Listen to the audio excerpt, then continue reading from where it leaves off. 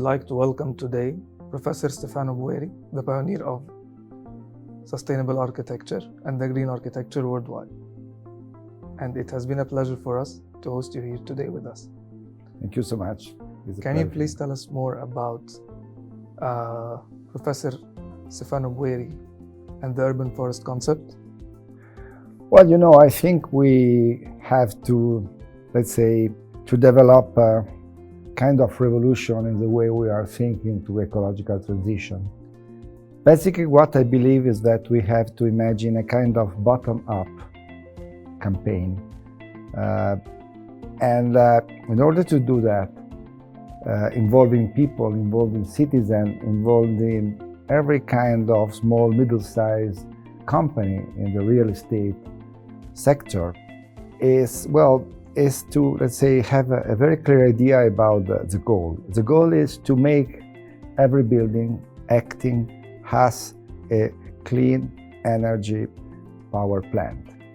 That means that every building could and should be in condition to absorb the clean energy that comes from the sun, to use it, to, act in order to have a very, correct water management, and at the same time to be in condition to have a relation with living nature, with plants, with trees, with shrubs, that can allow it to, to protect it from the heat, to absorb CO2 and produce oxygen, to absorb the dust of urban pollution. So all these things together are the basic pillars of this bottom-up revolution that can make every building protagonist of a larger campaign to, reduce the disadvantages of global warming. Since basically 20 years, we are working, trying to make our concept of urban forestation real. And we started, introducing this idea of urban forest as a very efficient way to tackle climate change, where climate change is produced because we cannot forget that cities are producing the 75% of the CO2 which is present in the atmosphere, and that is at the beginning of global warming, of ice melting, of the going up of the level of the ocean and so on. So the multiplication and implementation of green surfaces in our cities is the most efficient, is the less expensive, and is the most inclusive way to deal with climate change, because we are, fighting the enemy in its field. And that's why we started 20 years ago promoting urban forestation, first in Italy, then in other countries. And after some years, we also were in condition to realize what probably is today the manifesto of urban forestation over the world, which is a Bosco Verticale, these 2 towers in Milano that host 21,000 plants.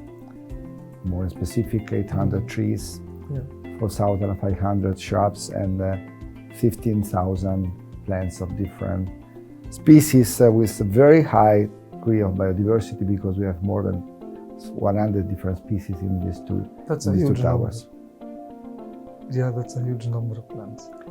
And then, for sure, we were not simply satisfied by the construction of the vertical forest. We are now involved in many different parts of the world, trying to improve the vertical forest prototype that we have realized in Milano. It was like an experiment. So we have learned a lot from studying the advantages and disadvantages of that first experiment. And we are now, involved in more than 25 different vertical forest construction or realized in different parts of the world. What makes all these examples interesting is that every time we start considering the climate condition, that you have in each specific place. Then after that, we start to select the species of plants more adaptable to that specific climate condition. And only after these two steps, we start to have an idea of the architectural composition of the facade, because we always consider the, let's say, the needs of the plants in terms of space. And the void that we realize between one balcony and the other, between one lodge and the other, is strictly related with the evolution trajectory of every specific species of plant. That's why botany is part of our skill. And well, I've learned a lot studying botany. In your opinion, does architecture really can make these planets better in the form of sustainability? Yes, I think it's not only up to architects or urban planners, it's more up to politicians to change cities. But we can be supportive, we can help a lot.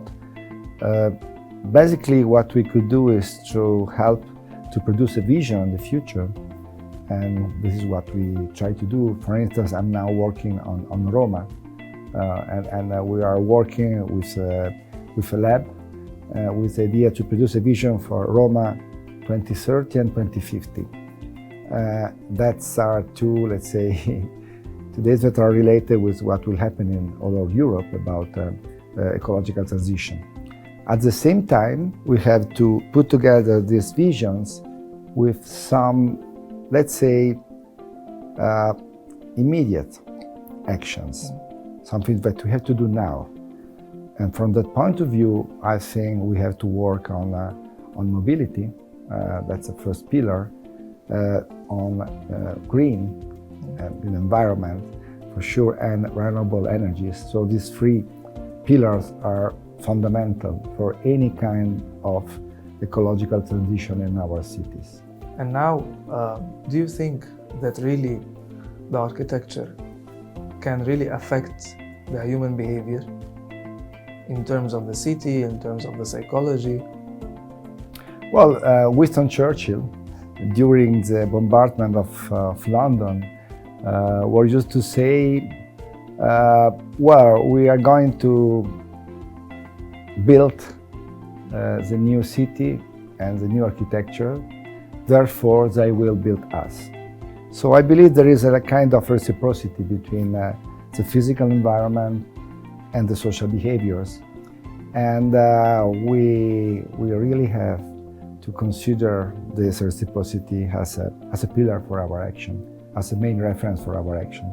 Never forget that what we do will be in condition to, let's say, to perform and to manipulate sometimes, or to facilitate, in other case, the life of people. Yeah. And the other point which makes our profession so difficult is that we have a little bit to predict the future, because what we are going to do now will be there also for decades sometimes. And so it's so important to try to not decipher, but prevent possible future uses.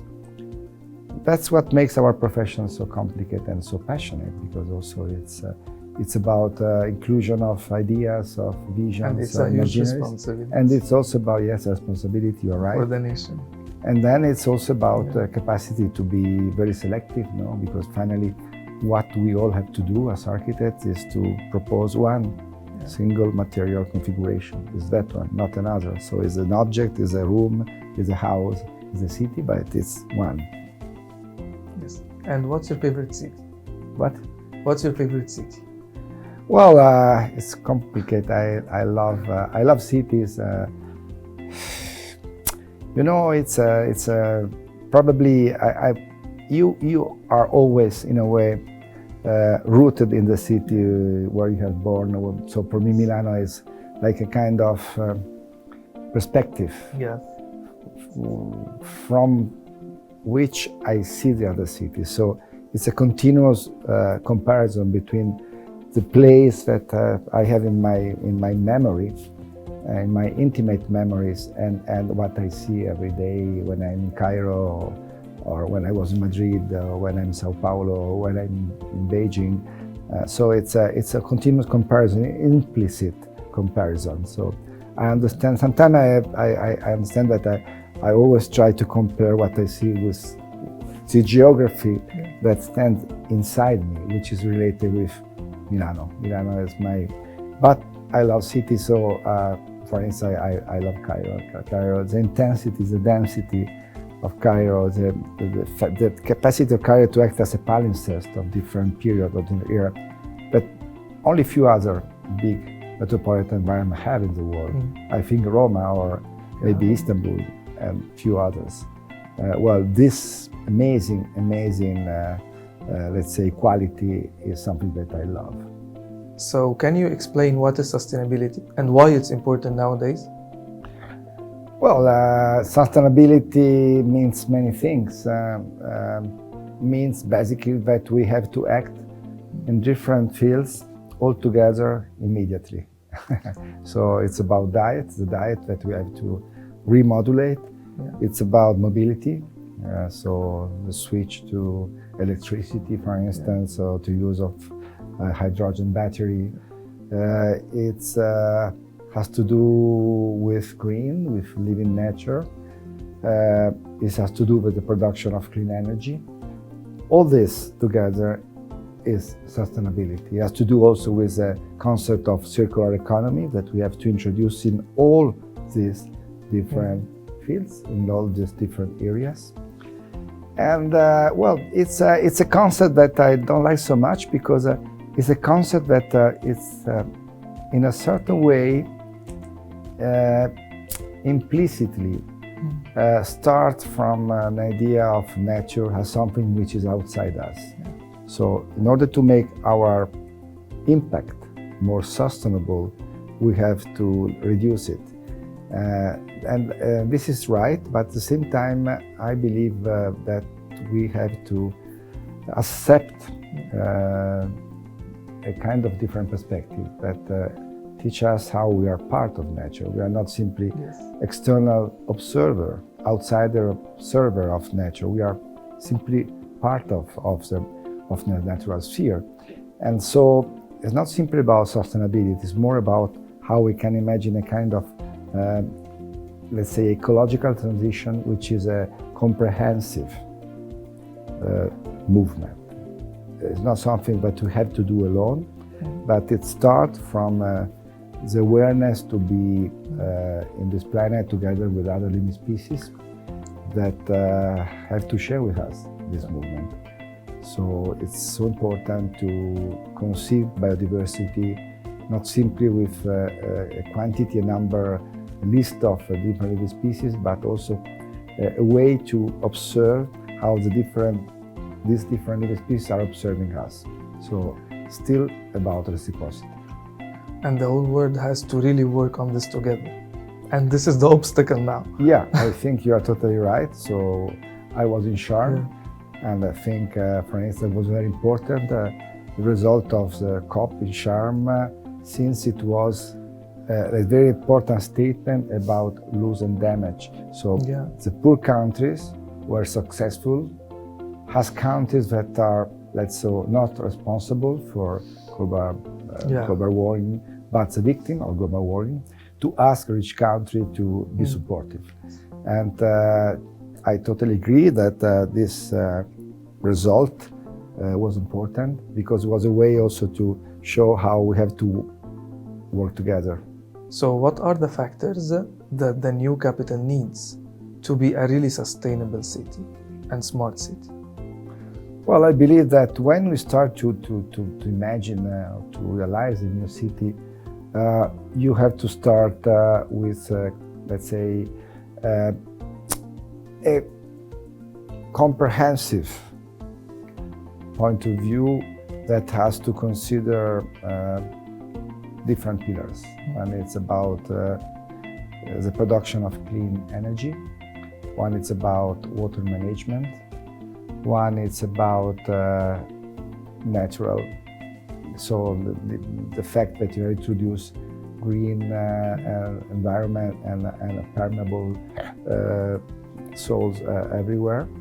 And then one, it's about the life of people. So how to make the city a place where people like to live. So we have to imagine a city where you can reach all what you need for your life walking or using a bicycle, not necessarily using cars. You have to imagine a city where public transportation system is extremely efficient.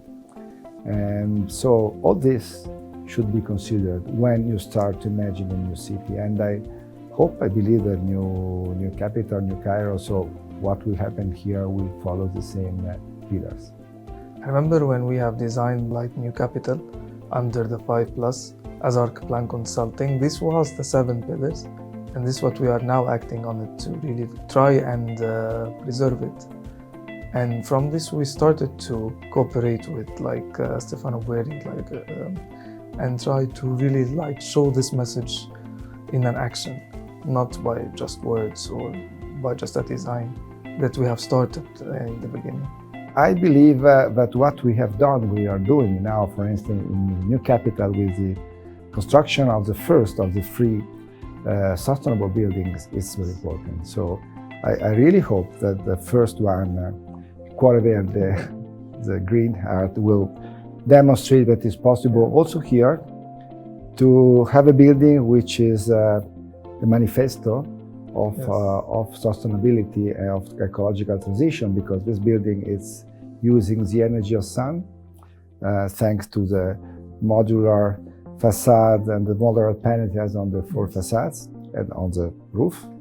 It has a green core with plant and shrubs, and also it's using a very, very, let's say, sophisticated water management system. So what we are building in the new capital, what we are going to build in the future, it's very important for me, because in a very arid climate condition, this is, let's say, really the realization of a hope.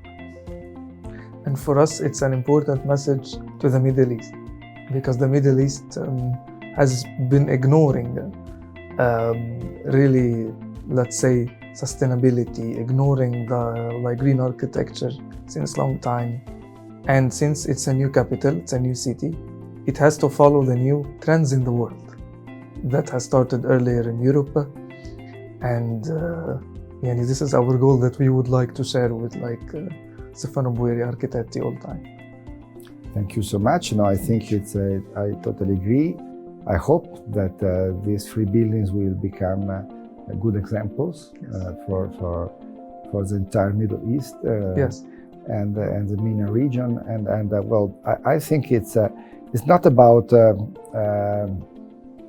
beauty or the aesthetic of the architecture. It's really about the necessity to change the way we are building, and I repeat this, to trust on architecture as a way to produce a kind of bottom-up revolution that help us, yes, to go toward ecological transition. In other words, to what we need for our future. Yes, and we were happy that some people started to make alike. So it means that we have done something. Yeah. And we have done something that is really useful and is leaving the stamp on, let's say, on the cities, on the people's minds. Yeah, I believe this is so important. So when you start to understand that people are reacting, yeah, and are appreciating what you do, that means simply that what you have done is not simply an isolated gesture, yes, but it's in the right direction. It's a symbol also of something, yes, that should be repeated, yes, replicated in different contexts. Since 5 years ago, we started El Cuore Verde, and we started to go through the journey. And then now we have El Cuore Azzurro and El Cuore Giallo as well. So what do you think about them? And what do you think how they will shape the skyline of the new capital? Well, you know, when you realize the building, well, you are aware that what you have done, it's sometimes relative and sometimes very small in comparison with the dimension of a city or a megalopolis like Cairo. But well, what we do is sometimes it's really, let's say, similar to an acupuncture. So it's you introduce something of very small, but at the same time, if you touch the profound energies of the city, and if you touch also something which is less decipherable, which is the imaginary, the collective imaginary of the citizen, well, you can produce with a very small and local action an effect which is immensely major, immensely bigger than what you do when you design or you plan a huge part of the city. So I hope that the three buildings that we are, let's say, imagining together with Archplan Development, with Mottaz Farid, well, will be in condition to realize this kind of very large, let's say, effect on the collective imaginary, and also, let's say, on the New Cairo skyline. That is my hope. It's our hope too, and it's another journey that we will go together, like according with El Corre Verde, and for more also like projects to come in the future. So we have like a big El Corre 526. Yes, I hope so. I hope so, and we hope so. Think it's a continuation of relation with Archplan Development that started basically 15 years ago. So I think it's very important now to go ahead. Yes, and like in the end, we're really honored to have this interview, and we're really looking forward to see you more in Egypt. Thank you very much for your time, and we hope you really enjoyed your stay here. Thank you so much.